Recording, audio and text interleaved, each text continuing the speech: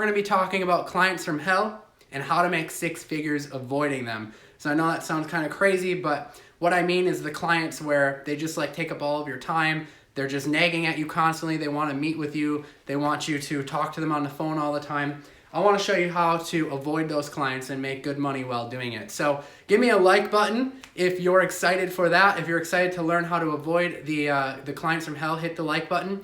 Also, if you're new here and we've never met, again, I'm Paul James. What's up? This is the place where we do like motivational videos, entrepreneurship. We talk about starting businesses, increasing your income, all that good stuff. I just share kind of what I've been learning and what I've done as I started to grow my business. So if you're new here, just drop below the video right now and hit the subscribe button. And then I have this thing where I reply back to all of my subscribers who are newly subscribed. So if you just comment, I've subscribed, I go through and I literally comment saying, hey, welcome to the channel and I appreciate you. So go ahead and do that if you're new. So I'm going to share some tips on making a six-figure income, even as a beginner, by becoming a consultant. And this is great because I'm going to share some examples of people who got paid to learn. That's how they're able to do this as a beginner, if you're new. And then also I'm going to share like other methods on how to arbitrage the stuff that you don't know how to do. So there's like lots of services that people need that you can become a consultant for, or you can provide services to them. You may not necessarily know how to do them, but you can actually either get paid to learn to do them or arbitrage them, meaning that you hire someone else to do it and then you make money off the difference. You're basically being the middleman. Okay, so how to avoid clients from hell. Let's start there. So I'm talking about the clients who are calling you nonstop. Anyone here ever deal with those kind of clients before? Just let me know in the live chat if you're here live. Just let me know if you've ever dealt with clients like that. They call you nonstop. If you're a designer, they're like, make this change, make that change, make this change, make that change. Like you just can't make them happy no matter what you do. They're constantly hassling you on price, right? Like they just like, nothing's ever good enough. They want you to go lower and lower and lower. These are usually the clients who don't pay their bills when you bill them every month. And they just basically think that they're the boss of you. And it really shouldn't be that way. It should be the other way around. Yeah, someone says yes, they're usually very cheap. Yeah, they are. So one of the first things that I can recommend that you do to avoid these kinds of clients is to establish a value ladder. And it's kind of like a sales funnel, but it's not like don't think of it as like page by page. Like normally a sales funnel, like you have like your squeeze page, then your sales page, and then your upsell. Well, think of it like that, but think of it not in the terms of like a physical website. So when I say that, I mean like come up with like an intro service. And this is kind of like your feeder service where clients come in and it's low barrier to entry. It's usually not super expensive, but what it allows you to do is it allows you to get to know the client. It allows the client to get to know you without having to make any sort of long-term commitment with them. So it shouldn't be a monthly service right off the bat. It should be just kind of a one-off service where you guys can kind of get to know each other and you can figure out, mainly this is for you to figure out whether or not they're gonna be a good client, because if you work with them on this one service and they're like awful, you don't ever have to work with them again. You don't have to go and decide to do SEO. So let's just say, for example, your starter service was like a logo design, right? There's just a one-off service. Like you don't have to you commit to anything based off of that, but they can come in, low barrier to entry. You can get a logo design from them. You can easily go get logos designed on Fiverr or whatever, or Upwork. And then if they were a good client, they were easy to work with, like they liked your logo right away, it didn't take many revisions, they were just like, yeah, Paul, I loved you, that was great, thank you so much, I'm gonna tell all my friends about you. That's a good indicator that you have a good client on your hand. Now, on the other hand, if you get this client and they're like, this sucks, I hate this, do this, and then you come back with a revision. No, I don't want this, I changed my mind, I want this, and can you knock $10 off the price now? I don't want to pay you this much. That's a client from hell. That's the kind of client I'm talking about that you want to eliminate. So this feeder service will actually help you eliminate those clients. And the clients that you decide you want to work with, now you can bump them up the value ladder. Now you can decide, okay, I'm going to do Facebook ads for them and charge them a monthly fee. Or I'm going to do search engine optimization and I'm going to charge them $1,000 a month because this is a client I want to work with. So that's basically step one. That's kind of the first thing I do. Step two comes in when you decide to move forward with that client. And that is because you're going to establish yourself as the most expensive. And I don't necessarily mean most expensive, but you don't want to be the cheapest. So when you go on and you upsell them, don't be like the lowest price. You have two options when it comes to business usually when you're working with clients. And that is, you can either be the best, you can be like the best choice that anyone can pick, or you can be the lowest price and you can compete on that. Now, I can tell you from experience, you don't want to compete on the lowest price, because those are the clients that are going to come to you. They're going to give you the most headache. They're going to constantly just be, coming at you and saying, I'm not happy, or do this or do that, and they're going to think they're in charge of you. I don't know why that is, but I think it's just something with the perception that, they just want the world for nothing. So I don't know why that is. Have you guys ever heard of the 80-20 rule? All right, the 80-20 rule. The 80-20 rule is something that basically, when it comes to client getting, this is what I like to think of. It's that 80% of your clients that you pick up, 20% of your clients that you pick up are going to waste the most amount of your time. They're going to be the ones who waste 80% of your time. So these are the clients you want to get rid of. Those are the clients from hell. If you can get rid of those 80% or those 20% of the clients that are wasting 80% of your time, you've got yourself a freedom-based business. You've got yourself a business that you can be happy with running, and you're working with clients who, because you're charging more, you don't have to work with as many of them, so they're taking up less of your time overall, and it just makes you a much happier person. So when I first got started, I wasn't following this rule. I was not following the 80-20 rule, and I was just taking any client I could get, and it just made my life a living nightmare. So I can tell you that you don't want this 20% of clients that take up 80% of your time. And by using that first filler service that I was talking about to kind of establish a relationship with them, you can help eliminate that entirely and get rid of that, which is cool. Okay, next thing I want to talk about is something I hate, and that's in-person meetings. Anyone here hate meeting in person with clients? Just let me know in the chat box if you're here live. Just give me a 1 if you hate meeting in person with your clients. Or just hit the like button. That'll let me know too, either way. Okay, lots of people saying me. I see some likes coming in. Yeah, okay. So this is what I do, and I'm going to teach you how to avoid in-person meetings. Number 1 is you can just be honest with them. You can just say, I see some people saying I don't mind. That's cool if you don't mind. Totally cool. But I just don't like it. I got into this marketing thing and this online thing because I wanted to stay behind my computer. I didn't want to have to go out and meet with people. I like working out of my house, out of my home office. This is where I like to be. So I like to avoid that. So number 1 is just be honest. Just say, I'm really too busy to meet in person. I'm happy to get on a Skype call with you. I saw someone else said they get on Zoom meetings. That's great. I love Zoom. I have Zoom too. So you can offer to do that for them. The other thing that you can do is charge them, and especially for prospective clients. So I used to have this happen a lot to me when I was first starting off. I'd have new clients that I was thinking about working with. They wanted to work with me, but they wanted me to meet in person with them. And what I actually started doing to eliminate this problem was I started charging a ton of money to meet with them in person. I would say, yeah, sure, I can meet with you. It's $500 for this meeting. And if we decide to work together or whatever, I'll go ahead and cut you a deal on that after the fact. But if you want to meet in person, it's $500, and that just is the bottom line. If you want to meet with me for free, though, I'll do it on Skype call for free. You don't have to pay anything.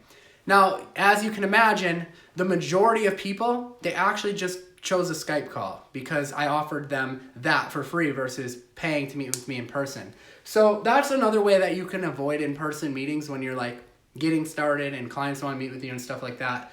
That's something that I started implementing. It worked out really well for me. And you'll lose some deals over it.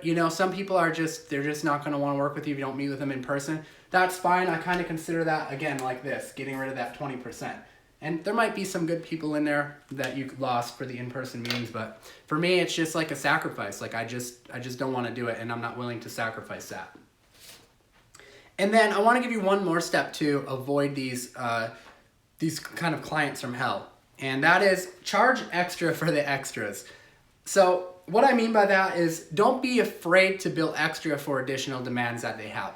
You guys ever have clients where they come to you and then they're like, can you actually do this for me too? And they just expect you to do it for free. Maybe it's a website and they say, hey Paul, I really like this website, but I decided now that I actually want to put in a web store on it and sell some furnace filters on it. Just for an example. I'm not saying that happened, but just as an example. You probably had clients where that's happened for, and they're just kind of expecting you to do that for free. You should not do stuff like that for free. You should be billing for your time. You should be billing for extras. And a client who is serious, who, you know, is understanding, they're going to be willing to pay for that. And also, to make this a lot easier, lay out your terms on a piece of paper when you start working together. Lay out exactly what it is you're going to be doing for them, exactly what you agree upon, either on paper and send it to them or via email and email it out to them, okay? Because that's going to really help clear up confusion as well. And then you can point back to that document too, if there's any other like concerns, like, you know, this is what was included, so this is obviously going to be an extra charge, here's how much it is, that type of thing. Okay, so I wanted to talk about how to start as a beginner consultant. So you have kind of two routes, like I said. That is either getting paid to learn this stuff, or it is arbitraging it, because you don't have to know everything. So let's talk about that. I want to give you an example of a past student of mine who didn't know SEO when I first started working with him. Like, he had no idea about SEO, search engine optimization, but he wanted to be an SEO consultant. He wanted to help people rank higher in Google. And his name was actually Paul too. So when I started with Paul, no knowledge of search engine optimization at all. What I encouraged him to actually do was to actually go out and get a client. And you may be thinking, why would you tell him to go out and get a search engine optimization client if he didn't know how to do search engine optimization? And the answer is simple. It's because everyone has to start somewhere. Like, we're not just born knowing how to do something or knowing how to do search engine optimization. When you get that client, it gives you the motivation. It's almost like setting a deadline for yourself. Like, okay, this has to be done on this day. Landing a client for something that you need to learn how to do is really good motivation. It's a really good kick in the butt to do that. And think about this. The worst that happens is that you fail and you weren't able to learn how to do it, and you give them their money back. Like, that's the worst that can happen. You apologize, you give them their money back, and you move on about your day. But what usually happens, what I've seen, like, from all of my students, is they go and they follow some training, either watch YouTube videos or they take my training, and they learn how to do search engine optimization. Through that, they've gotten money because they landed a client, they learn how to do the search engine optimization, client gets ranked, and they start landing more and more clients. Starts to snowball because they start getting references. So you can get paid to learn. That's number one. Number two is arbitrage, and I can give you a good example of arbitrage in my own business. Now, I'm not a graphic designer. I can play around in Photoshop, but if I have a client that comes to me and says, Paul, we got this cool idea for a logo, we want this cool brand design done, like, I'm not your guy for that. I'm not the person who's gonna do that. But does that mean I'm gonna turn that client away? Absolutely not, because I know I have the resources to go on Fiverr. I know I can find a graphic designer on Upwork. And what we can do from that point is I can arbitrage that logo design. And this can go for any graphic design. I'm just giving you kind of examples, but I can go and I can find someone who's a good logo designer, and then I'm basically the middleman. So I'm charging them to basically play the middleman and just go back and forth with the revisions and stuff like that. Another example is web design. I can do some web design. I'm not awful. I can set up a WordPress site, but I'm not a programmer by any means. Like, I can't do any custom programming stuff. So again, I can go on Upwork though, and I can find out a price from someone on Upwork, and then I can go back to my client and I can upcharge them for being the middleman and making sure everything goes smoothly. Because a lot of people, believe it or not, a lot of business owners, they don't know about Fiverr, they don't know about Upwork, and they're not interested in knowing how to do it. They want to deal with someone like you, someone that they can, you know, come to and trust and you know, put it in your hands to do. So those are my examples. Those are my tips to, you know, avoid these clients from hell and how to make 6 figures avoiding them. I want to invite you guys to a new workshop that I'm holding, and you guys have never seen this one before, so I'm really excited for it. I'm going to write this on the whiteboard here. It's pauljames.com.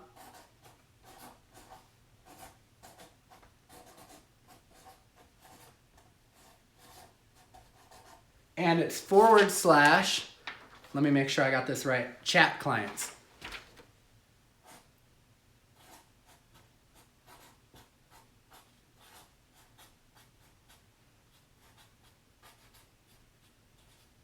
Okay, hopefully you guys can see that okay. pauljames.com / chat clients. And what I'm gonna do is I'm gonna put a link in the description after I get off this live stream. And what I'm going to actually do on this is I'm going to show you how I'm landing clients using Facebook chat box. Okay, so using the Facebook chat box. Now, think about this. You can do Facebook chat boxes on your phone. You can open up your phone, open up Messenger and text. I'm going to literally show you how I'm landing clients on this workshop using the Facebook chat box. So this is really cool, guys. And you know, if you've been wanting to get into the consulting thing and you've been wanting to actually get started and, you know, make money and become a consultant, then you guys should definitely attend this workshop that I'm holding. I'm really excited for it. I think it's going to answer a lot of questions and give you guys a lot of breakthroughs on this stuff. So yeah, we're gonna really break stuff down.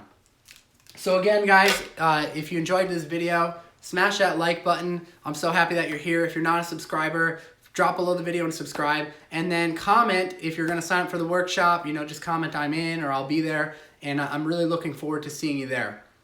All right, guys. So for those of you here live, we're going to go ahead and do some Q&A now because I promised you Q&A. I want to make sure we do that. So go ahead in the live chat right now and start asking me questions. And I'm going to go through them. Young D says, do you contact potential clients on a separate Facebook page for your clients? You can, but what I actually usually do is, so what I'm going to show you how to do is I'm going to show you how to set up a Facebook ad that's going to bring the clients to you. So don't think of this like cold calling or like cold approaching. No, the clients are going to come and they're going to message you. That's the beautiful part about it. So you can actually continue that conversation either with your page or, you know, with your personal profile. I usually use my business page though. So you can just set up a Facebook page for your business. And that's basically the gist of it. I'm going to show you how to set up this ad though on that. So, you know, look forward to that.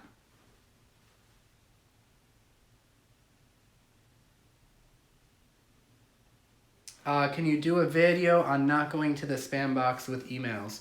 The best way to not go to the spam box with emails is to make your emails different every email. So don't copy and paste the same email. Make it different a little bit every time. You can probably send up to 10 emails that are the same. Then after that, start making them different. Someone else says, are you using Pages? Yeah, we're using Pages and then we're running an ad that's going to attract these people to us. So again, I'm going to break down what that looks like. I'm going to break down the kind of targeting I'm using on this ad. And it's very low cost as well because you're not having to spend a lot of money. You're not competing like, you know, you would with like e-com or something like that. It's just so much cheaper. What do you say in an email when trying to land a client, or how do you approach them? Again, I let the client come to me with this method. I'm not like cold emailing. I'm closing them through chat box so I don't have to call or meet with them, but I'm letting them come to me via an ad. Velmont says, are Instagram shoutouts good for a good source of traffic? I'm not really sure, to be honest with you. I haven't used Instagram shoutouts. I think they could be for e-commerce. Not so sure for like this kind of stuff though. I wouldn't think that they would be. I'll let you know if I try them out though. Do I still run lead gen websites? I absolutely still run lead gen websites. I find it a lot easier to rank client sites though, which is why I'm talking a lot about client sites right now, because it's just easier to work with an established site already. And I think like if you're a beginner starting off, you know, it's definitely a good route, but lead gen sites are great too. It really kind of depends on the business model you want. Please help. I don't know where to start to make money. Well, I would recommend starting on this workshop. That's why I'm holding it. So if you're new and you're not sure where to start, that's my goal of this workshop. That's why I'm putting this together for you guys. So I look forward to seeing you there. Can I give you the link again? Yeah, the link is pauljames.com/chat clients with an S at the end. And I'll make sure to drop the link in the description as soon as I get off the live stream. Yeah, you have to put an S at the end of that, Terry, and it should work. I'll see if I can put it in the chat box.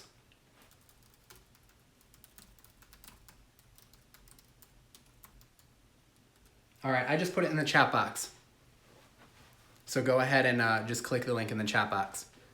Has anyone ever actually taken the $500 meeting? Yeah, I've had some people take me up on that, believe it or not. But most people, when you offer them the free Skype call, they're going to do the free Skype call. When they do take you up on that, they are a seriously good client. You know they're a client that's willing to spend money, and it's usually a good sign that they probably already like have gotten a referral from you, so they know you're good or something like that. Is there going to be a replay of the chat clients training if I can't make it? Yes. If you can't make it, I want you to register for it anyways, and then I'll use the email that you register on the page for to send the replay. But try to show up live if you can. I'm going to be doing special stuff for the people who are live. Do your video emails go to spam? No. If you're using like Loom or you're like shooting custom videos for people and you're emailing to them, those usually don't go to spam because there's different content in every single one of them. Am I ranking and renting websites? Sometimes, yeah. I've done that before. Someone else says the link isn't working. Probably, I'm going to check to see if it's working on my end.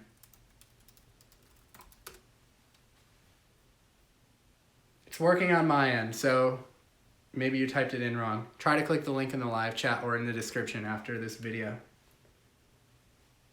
How much FB ads do you run a month for a client on average? That depends on the client. So if you're starting like a Facebook ad agency, that really depends on the client and what they are wanting to spend. I have clients who only want to spend $300 a month. I have clients who want to spend $500 to $1,000 a month. So depends on the client, like what they want to invest. I'm only 17. I'm trying to make money. Any advice on what I should do? Well, number one is find something that you're really passionate about doing. So there's a lot of business models out there online right now, and there has been for a while. And one of the biggest mistakes I've made when I started off was I wasn't focused on one thing. I was jumping around. You know, I was like, ooh, e-commerce, let's go do that. Ooh, local marketing, let's go do that. And you know the saying, when you're chasing two rabbits, you never catch one at all? That's kind of how it goes. So you want to focus on just one thing and pick something that you're going to stick with, that you're going to, you know, be passionate about, so that you'll stick with it when times get tough, because times are going to get tough. There's going to be times when you feel like quitting, and you need to make sure that you're going to hold out and stick it through it during those times. So that would be my number one advice for you starting off, is really to figure that out.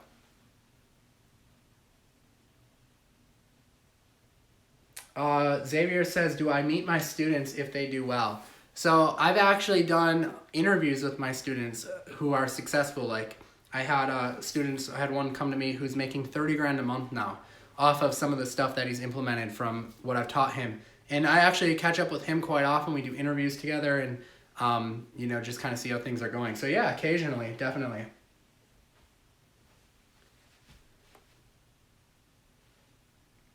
Will I do a live stream teaching us SEO for restaurants? Maybe one of these days. I'm going to be talking a little bit about SEO in this workshop. If you're a beginner and you kind of want to get the ground running, I'll talk a little bit about it in the workshop. But yeah, maybe we'll do a live stream sometime on that. I'll write that idea down. How much would I charge for logo design? How much would you pay for logo design when you outsource it? Can I make 10K a month from logo design outsourcing it? So logo design is usually my introductory service. So I like to keep it really low. I like to keep logo design under 100. And again, the reason why is because this is my filter and it's a one-off fee. So if I don't like the client after doing this logo design for them, I cut my losses with them. If I like the client, I try to bring them on for $1,000 a month. So you can see why you could quickly make good money by getting them here. So the logo design service is kind of a means to an end for me. It's a means to get me to this end here. As far as what I outsource logo design for, usually between $5 and $15. I usually just go to Fiverr. There's so many good logo designers on Fiverr. And that's pretty much what I do. So you're making okay money here, but that's really not the goal. I would be fine with not making any money here. I would be fine with hiring someone on Upwork for the exact amount and not making any money here, because this is what I want to do. I want to get them here. So I have a bigger picture in mind. What payment gateway do you suggest? Okay, so I use, I think, 3 different ones right now. I use PayPal, I use Stripe, and I use Authorize.net. And the reason why I use 3 different ones is because some clients like to pay through PayPal, so I have that set up for that. I have an invoicing system set up on Stripe, so I use that for invoicing. I kind of invoice them, and then they pay the invoice that goes to my Stripe account. And then Authorize.net I use for taking payments instantly. So if a client wants to give me a payment over the phone, they can call me up or I'll call them and I'll grab their credit card number and I'll run it instantly over the phone. I use Authorize.net for that. So I don't know. I think low barrier to entry, if you're just getting started, PayPal is going to be easiest. I mean, pretty much anyone can get a PayPal account, but Stripe is easy too. So any of those are good. Authorize.net was probably the hardest one to get because I had to sign up with a merchant as well, like a bank, and I had to sign up with a bank for that. And then Authorize.net handles the UI interface of actually like handling the payments, but then my bank actually handles charging them. So yeah, that's my take on that. Metal Mosh says, hey Paul, you have inspired me and my friend to start a small business by making free simple websites and small businesses charging for hosting. We are 4 days in, we have our first client. Dude, that's awesome, man. Congratulations. I'm so excited for you. So happy to hear that. That's great. Keep it up, man. And focus on getting them upsold too if you want. You know, get them on that like SEO plan. If you're not sure how to do SEO, you want to learn more about that, show up to the workshop. I'll be talking a little bit about it. But good start, man. That's awesome. The link says page not found. Are you sure that you put an S on it? Again, I'll be putting a link in the chat box, or in the live description after the live chat. I'll put it in the chat box once more though.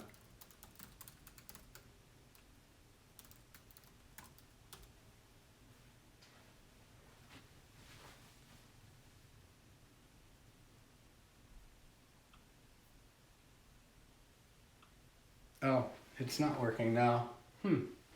Odd. Let me figure out what's going on, guys. Sorry if it's not working.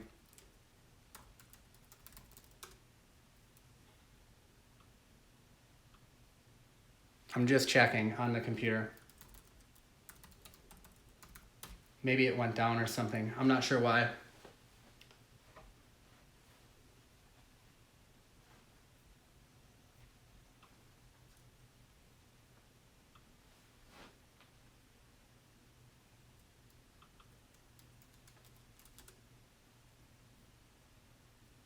It looks like it's working some of the time, so I don't know if it just isn't fully propagated, but I'll paste it in again. Hopefully it works this time. Yeah, make sure you have an S on the end. I just put it in the chat box again. Someone says, Paul, do you know AdFly and can you make money with it? Is it legit? So AdFly can be a good place to do something what's called ad swaps. And what ad swaps are is where you build an email list and then you swap with someone else who has about the same size email list to help build your list. So you can use AdFly to jumpstart your email list, like say you get 100 subscribers, and then you can do an ad swap on someone else's email list to like bring in even better subscribers. But that would be the only way I'd recommend using AdFly. Otherwise, I think it's not that great.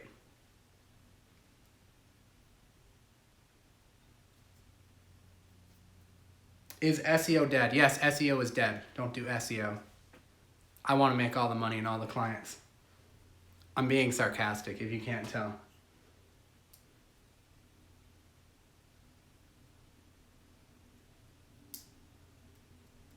Okay, guys. I think we're going to go ahead and wrap it up here. Again, I look forward to seeing you on the workshop. I'll put it in the description as well. And thanks for showing up live, guys. I mean, it's always cool to do these live streams. I'll try to do more of them. And if you have like questions or things you want to see next time, after I get off of here, drop them in the comment. And then, yeah, smash the like button, guys, if you enjoyed this live stream. We'll see you next time. Peace out.